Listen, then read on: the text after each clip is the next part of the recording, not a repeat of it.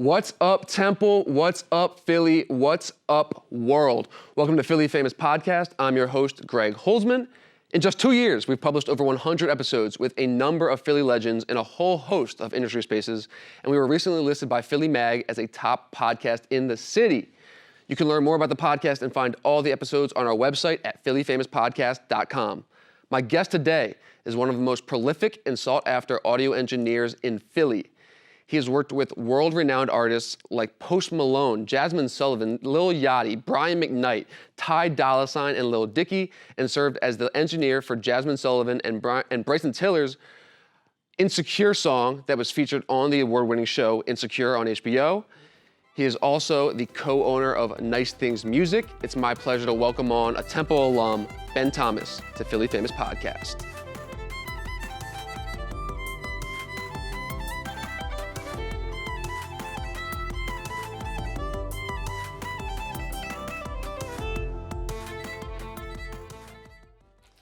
All right, Ben, welcome to Philly Famous Podcast. How you doing? I'm good, man. How are you? I'm great. You were one of my first 10 ever guests on the show. So this is actually our second time ever recording. However, that was about 2 years ago now. A lot has changed. Definitely a lot has changed. Since then, you've connected me with some of my favorite guests ever. You connected me with Chill Moody, who's on the TV show, Dave Silver on the TV show, Don T, Deja, like the list goes on, Sean Smith. So thank you for that. No problem, man. What have the last 2 years been like for you? What have the last 2 years been? Wow. I graduated from college. I graduated from Temple last May. So that's probably the most important, like the most major thing that's happened in the last 2 years. But outside of that, I've just had the opportunity to work with more amazing artists. Took my career full time. So yeah, haven't had a job since 2017, but I was in school up until 2018. So starting in May after graduation, took my engineering career full time, moved into a different studio, got hired at 2 other studios. So it's just been a lot of moving around, kind of just trying to move things in the forward direction. Previously, you were in a studio in your mom's house? Yeah, so I started a studio in my mom's house, and then I was a studio at my house around Temple, and now I'm at for the first time ever, I'm working not where I'm living. I'm renting out a separate space. And then I'm working at the 2 other studios on the same floor as the space I'm working at, which has been like a great situation to not live where you work. Is that what you prefer? You prefer not to wake up and get right to work? Well, it's just like a separation, like a separation mentally and a separation physically. And they're both really important. So, it can help create boundaries with the people that you're working with and with yourself to know that, there's a place for work and there's a place for life. And I think sometimes when they become one, you don't have as much clarity around either of them. With all the big artists that you've worked with, and I named a bunch of them in the intro, do they mostly come to your studio? Yeah, so a lot of them, it's because I worked at 2 large studios for a while. So because of that, kind of working my way up and being one of the main people at a large studio, people come through town and they want studio time. And then kind of a lot of the work was just funneled to me. And then, as you continue if you do a good job, you'll just keep getting more and you'll get more referrals and whatnot. So for the most part, all of the more notable names that I've had the opportunity to work with have been based on them coming to Philly and, wanting to get into the studio and then me working with them here. Are you at the point now where you don't get any nerves working with some of these internationally known artists? Never. Not even at the start? Nope. I never had any nerves, really. Is there any artist that you would be starstruck by? Nope. The whole point is as a recording engineer, your job in the room, or as the producer, your job is to make people comfortable. And if you're acting weird and acting starstruck around somebody, how are you going to possibly make them feel comfortable? You need them to be comfortable and relaxed. And that's my job. So no, I press the same buttons to record. I work. Some people believe in turning it on and turning it off. And it's like, oh, when I get around these people, I turn it on. But, when I'm with other people, I'm more relaxed. I don't believe in that. I give everybody the same level of work. Everybody gets the same thing from me. Because if you try to turn it on and turn it off, inevitably a day is going to come where you can't turn it on. And then now you look like a fool. So it's about the constant energy. Exactly. Constant professionalism, constant working at a high level. So no, the only time I get a little bit nervous, and this is going to sound kind of counterintuitive, is if there's another engineer, another producer in the room that I know, or somebody I might have looked up to, because then I feel a little bit more nervous because they kind of know what's going on, and so they can kind of tell if I'm messing up. But everybody I've worked with, I've had the opportunity to work with great people, so I don't really get nervous. So the more established engineers could kind of clock you and kind of track what you're doing. Yeah, they know if I'm messing up, but around artists, no, I never get nervous. What separates audio engineers from one another? Is it just the speed and consistency that you can do it at, or does it actually reflect in the actual sound of the music you're producing? Yeah, I mean, I think there's a lot. I think with any high skill, very technical profession, you'll have people who are really, really technical, but maybe are lacking in the social aspect of it. And then you'll have some people who are super social and kind of lacking in the technical aspect of it. And I think, what can really set you apart, and something I hope that I've been able to channel well, is kind of having a deep understanding of both sides. So I, by proxy of just being younger, and, being closer in age to a lot of the artists that I'm working with, I can kind of relate to them socially, whether it's, based on the age factor or, unfortunately, there's not a lot of engineers of color. So because of that, I can kind of relate. Why is that? I think it's because the job is, to get good at it is depending on access. So, you have to be able to either afford your own rig and your own super fast computer and software, or in proximity to a studio to have the opportunity to intern under. And until very recently, a lot of the studios, weren't, because of computers and stuff, we now have studios that are, might not be these multi-million-dollar facilities with big consoles and stuff. But for a while, it was like that. And so that not having access to that can keep, certain people out of that. But the tide is changing now for sure.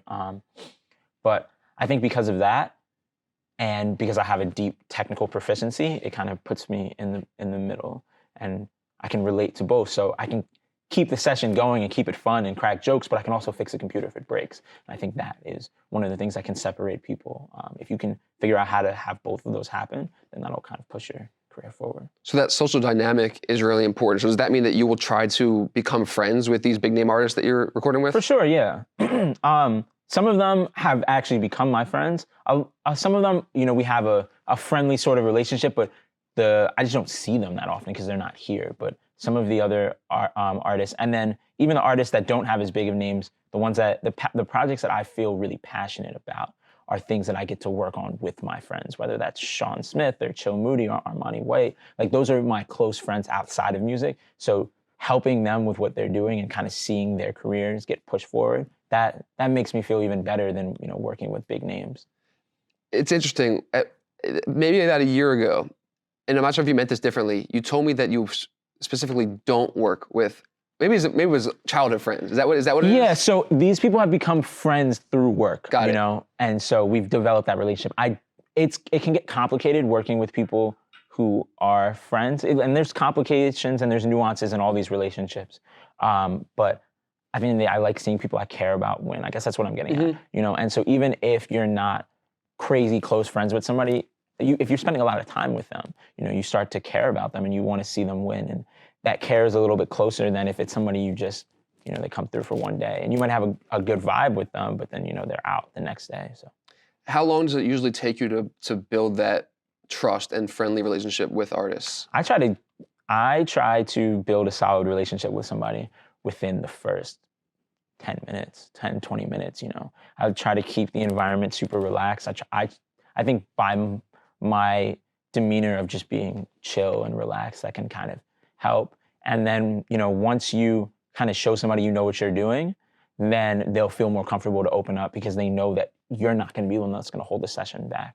And then from there, you crack a couple jokes or whatnot, and then it just kind of keeps everything moving. I try to do, certain things that might make somebody ask something. So like I try to, give all my hard drives kind of weird names. So if somebody sees it on my desktop, they'll ask like, oh, why is it not just Ben's music drive? Why is your drive named like Grey Poupon or something? And that's intentional. Yeah, all this is intentional. I try to make sure the atmosphere is good in the room, and if somebody needs snacks, we got snacks. If you need waters or tea or whatever, just to kind of make somebody just feel comfortable that they can relax. And I take it very seriously that I don't want anybody in the room with me. Of course, from their side, I can't really dictate that, but from my side, I don't want any interns around. I don't want any assistant. I want it to just be me and then the artist and whoever there. And I'm not afraid to clear the room if the artist needs it, you know.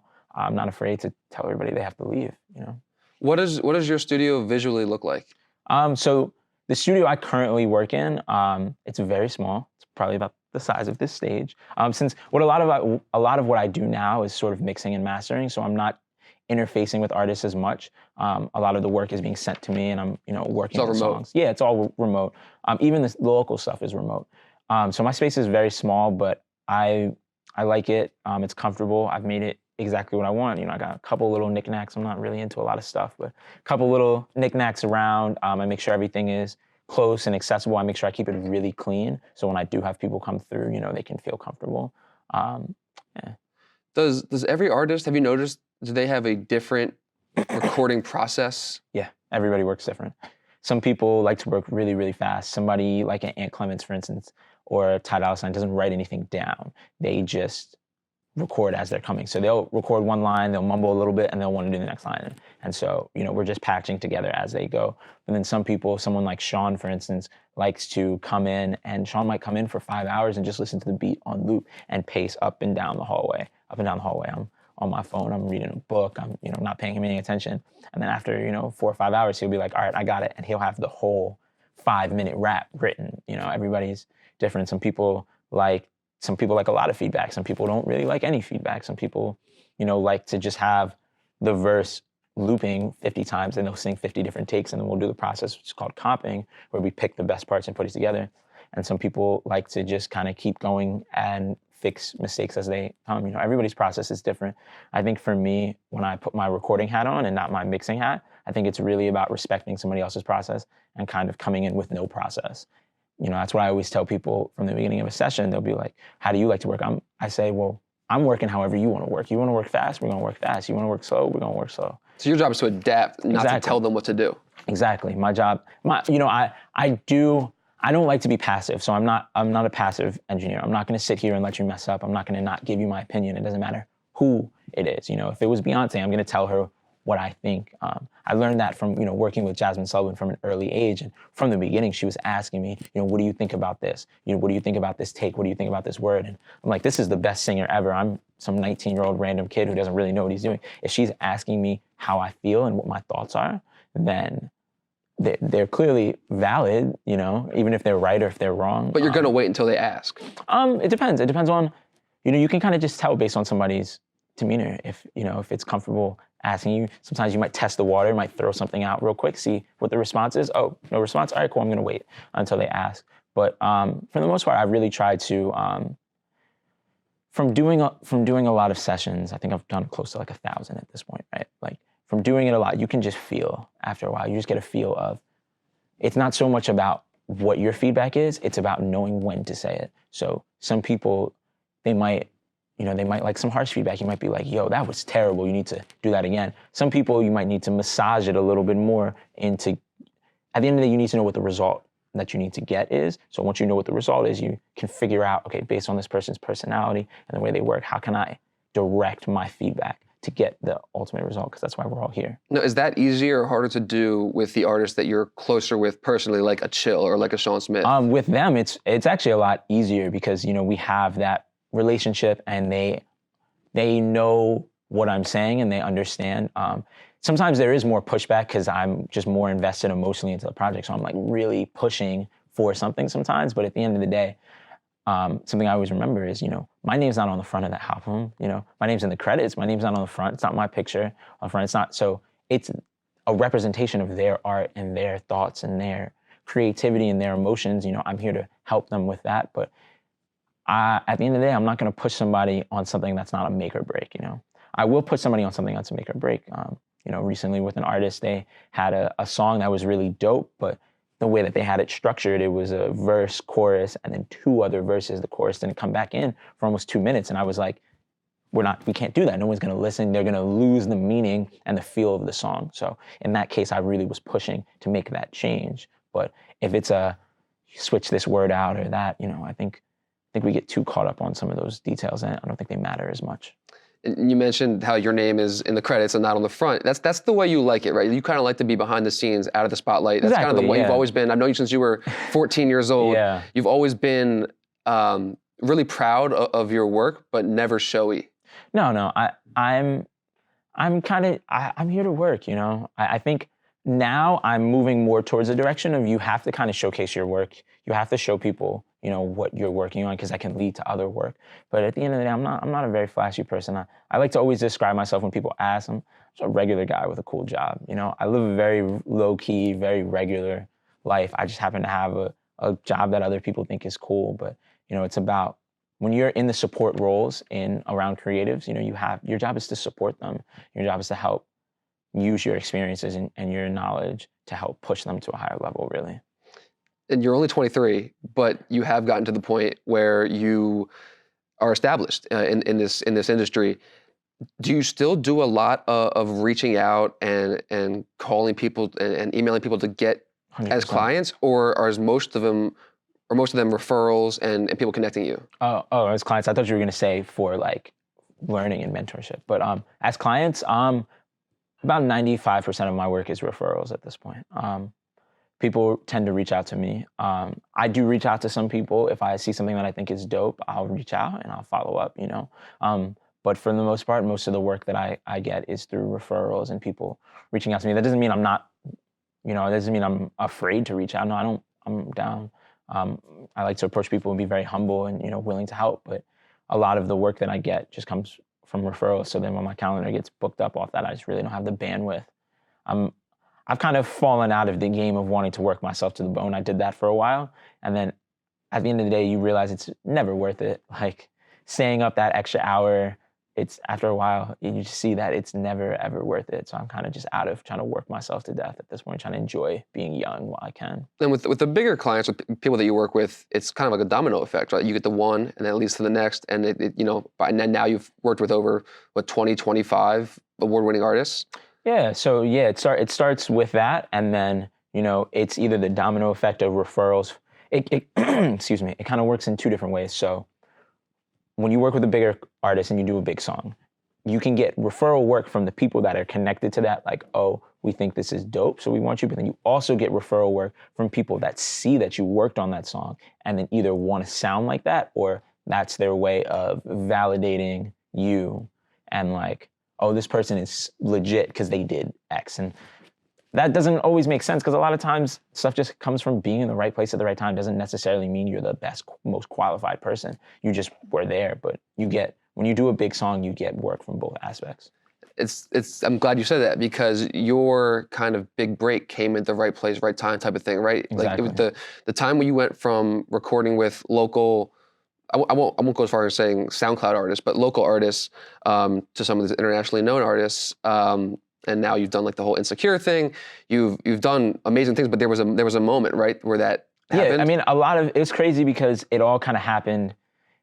It all happened over a span of months, but then for some reason, all the stuff just started coming out at the same time. So the sessions and the records I did with Ty Dolla $ign and the stuff I did with Brian McKnight and the stuff I did with Jasmine all came out in August of 2017. They all came out in the same month.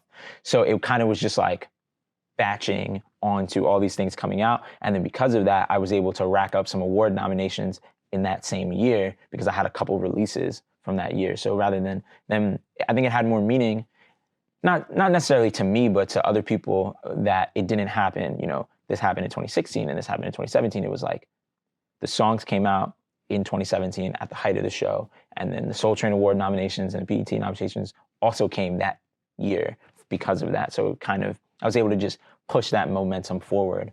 But the work for those was done, you know, in 6-8 months before that, you know. But Jasmine Sullivan, particularly, that was the one that was your first kind of big break. Yeah, for sure. That was the record that kind of established, because it went from when people would ask, you know, what have you worked on? And, you know, you have to start doing well, are you familiar with this person? And are you familiar with this? Or do you know Philly music or that? To then it went from there to just being like, what's something you worked on? And I could just be like, I did the theme song for Insecure. And they'd be like, I know that one. And so, and even to this day, I still, you know, get work off of that. And I still, you know, talk about it. I've done more stuff since then, but you know, it's still the most valuable song that I've done for career development. Have you ever worked with an artist that was not well known at all, and then since has blown up? Yeah, I mean, not necessarily off of the work that I was doing, but I mean, I was working with Tierra Whack in 2014 in my mom's basement because we were both from Germantown.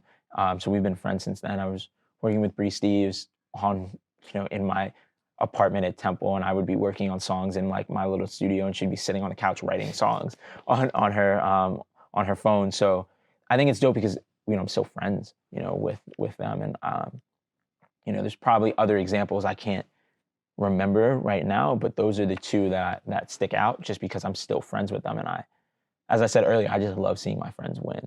And so like seeing Tierra win a Grammy and like even seeing her name on the ballot, like it's great, and to still have those friendships and stuff. Same thing with Bree Steves, seeing where her career has gone. Like, and even with Armani White, he just dropped his project and it's really, it's really doing well. And I remember when we would, sit on the couch and order vegan food and like try to clean up voice memos and stuff. I really like seeing, even if it's not necessarily off the work that I'm doing, nobody's really ever heard any of the records I've done with Brie or Tiara, but just seeing their progression just makes me really happy. And did those relationships always last? Just with any relationships, they go in their ups and downs, as everybody gets busy, you might fall out, not like have a falling out, but you might fall out of contact with people, but the love is still there, and the love is still there. I still, we still talk, still work together occasionally and stuff like that, but yeah.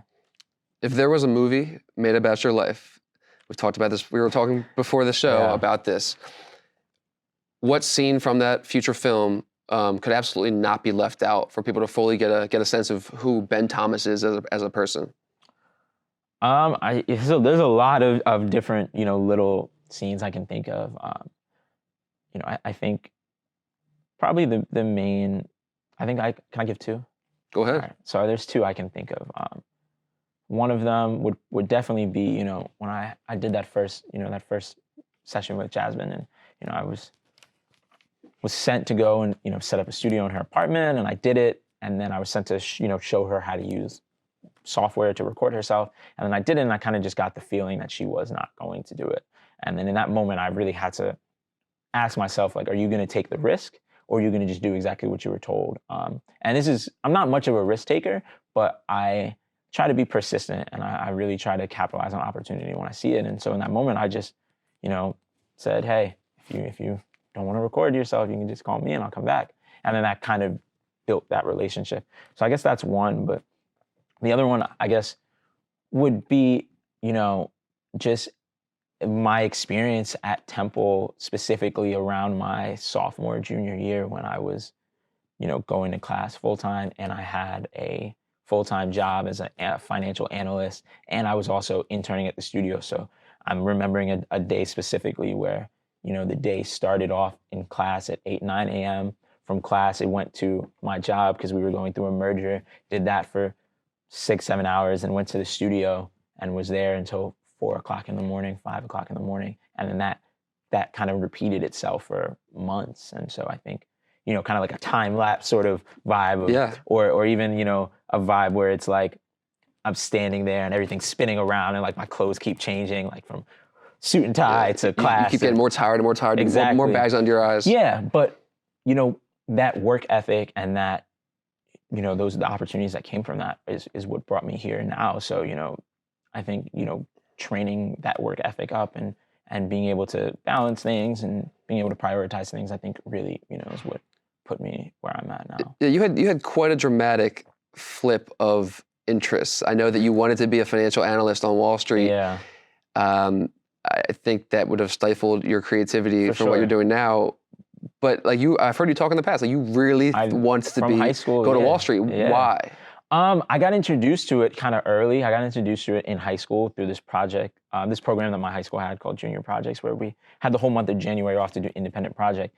And so GFS, man. Yeah, right. So I got introduced to it through my project, which was working at the stock exchange, working at NASDAQ here. So I just thought I really enjoyed Excel, and I enjoyed, Said nobody ever. Yeah, no, I mean, I enjoyed the work that I was doing, and anything I do, I want to do it to the highest level. So I was enjoying what I was doing. Well, I was like, if I'm going to do this, I have to do it at the highest possible level. And the highest possible level would be to be an analyst on Wall Street. And I wanted to do it, and I was continuing to go down that path. But then I just figured, that stuff's not going anywhere. But the entertainment industry, being a freelancer, when you have opportunity, you have to capitalize on it, because it might not be there forever. And, when you do all the legwork to get it, you have to capitalize on it in the moment.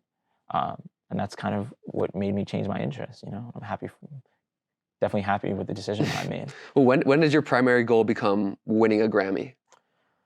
So I've been very involved with the Recording Academy. I think I'm the only person that's done everything that they've ever. So I went to their high school music camp. That's called the Grammy Camp? Grammy Camp, yep. So I went to Grammy Camp, and then I became the campus ambassador for their Grammy U program at Temple, and then I became a member of the P&E, which is the Producers and Engineering Wing. And then from there, recently I became the youngest governor on the board in the country. So I'm on the board of the Philadelphia chapter. So because of that, I've been involved in the academy through every step. And the last 2 steps are to win a Grammy and then to be on the National Board of Trustees.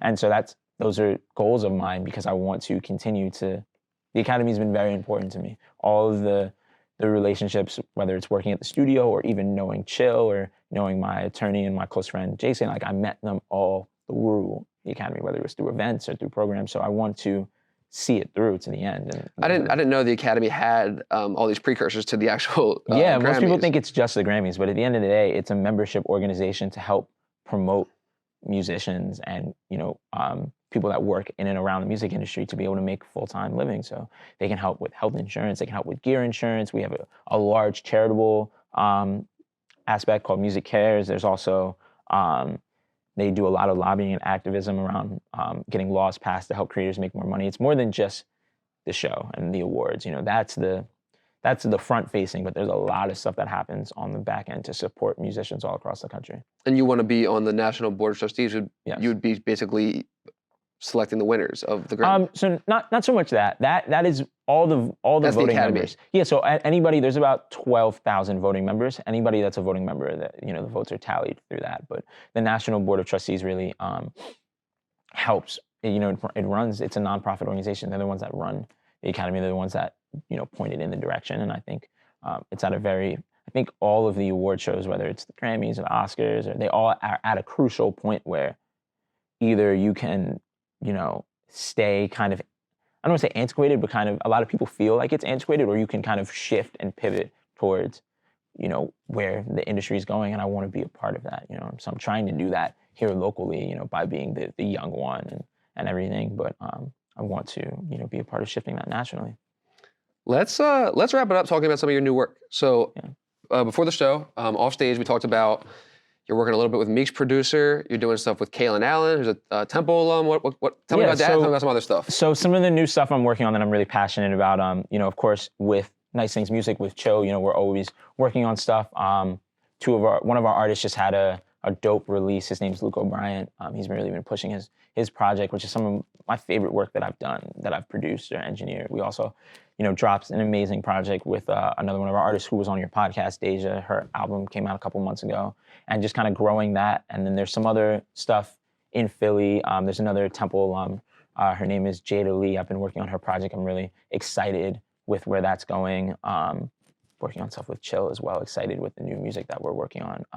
And then the other thing that you had mentioned been working with Meek's engineer. His name is Cruz. We're doing a program called Respect the Engineer Talent Search, where we are trying to find more people like myself, honestly, like young, super talented engineers that just need opportunity, because there's kind of a disconnect where there's a ton of opportunity, but there's also a ton of people who are talented, and we're just trying to bridge that gap and connect them. So right now, we're in the process of putting together an event where we're going to bring people in and kind of throw them into a session and just see what happens and see how they work and see, if they have the skills and the personality to take it to the next level. So that's something I'm really passionate about. Just also trying to, get more involved with the youth in Philly and helping, show people that there's viable careers in music. I think there's a big misconception that the music industry is dead and that there's no music industry made, I think it's like $20 billion last year. Like there's viable careers in music, and I want to try to show more people that. So those are the things that I'm passionate about, working on projects that I care about, helping, get other people opportunities and really helping to inspire people. How are you and Cruz finding them, and how are they finding you, the young engineers? So Cruz has a solid social media presence that he's been able to build for himself. So we've just been promoting through that right now. People are filling out. I got a long week ahead of reviewing submissions, but I'm excited for it. Great. Well, it's got to be interesting going from the young kid to now the mentor. Gosh, I'm not even that old. I know people. I've had a couple of people be like, "Yeah, Ben, that's my old head," and I'm like, "Oh gosh, I'm not." Yeah. Thank you for coming on for the second time. Really appreciate it. Philly's lucky to have you, and I'm proud to be your friend. Yeah, man. Thank you. Yep. Proud of you as well. Thank you.